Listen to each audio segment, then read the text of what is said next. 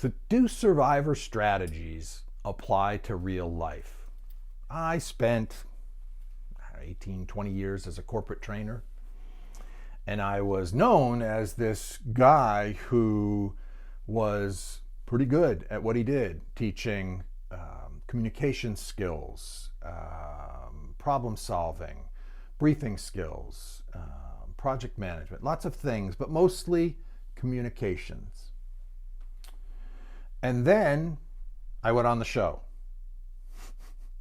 My branding shifted.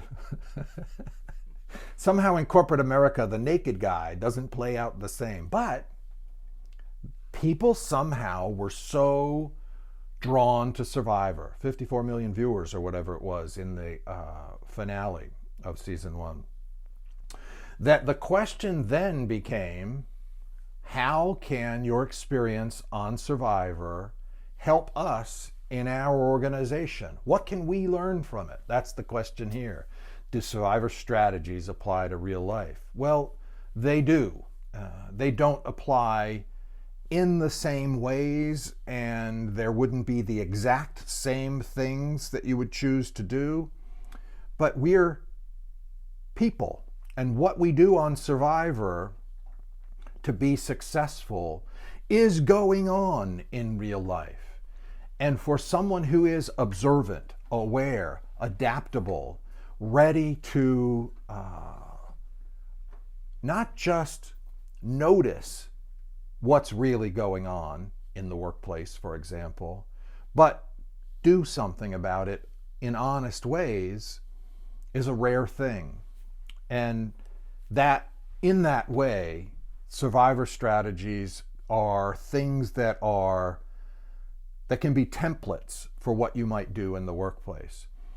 Much of how we communicate with one another is transmitted non-verbally. It's not just what we say. And very few of us deal with that, talk about it, bring it up. If we notice something, you'll hear a lot of people talk about, oh, I had an intuition, or, oh, I somehow felt that. Well, those modes of communication that are going on between us as people that happen non-verbally are very, very powerful. You can call it those other words, but it's non-verbal communication. Your brain is noticing something. It is getting data from someone else that you are interpreting in ways that cause you to feel one way or another about that person.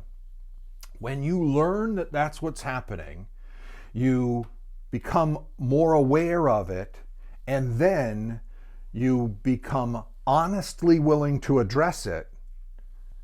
Your opportunities are endless, because we're all people wherever we are. It's all about humans, and that feeling of being understood is a very, very powerful thing. So even if it's not a good thing that you notice, when you bring it up and you talk about, for example, in team building, if you're comfortable enough addressing someone else's perspective, opinion, view that differs from yours, that doesn't necessarily mean you agree with it, but if you're willing to bring it up and to help them see that you understand it, you've then created space, an opportunity for you to share your perspective.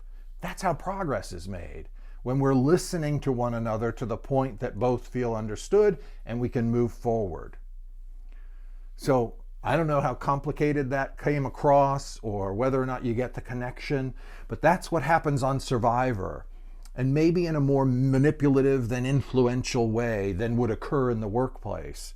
But if used honestly, the way I have in all of my life, and particularly my professional life, it's worth its weight in gold.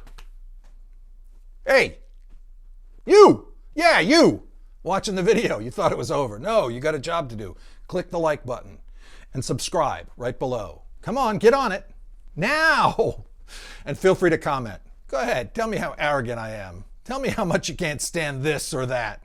I'll listen. Comment away.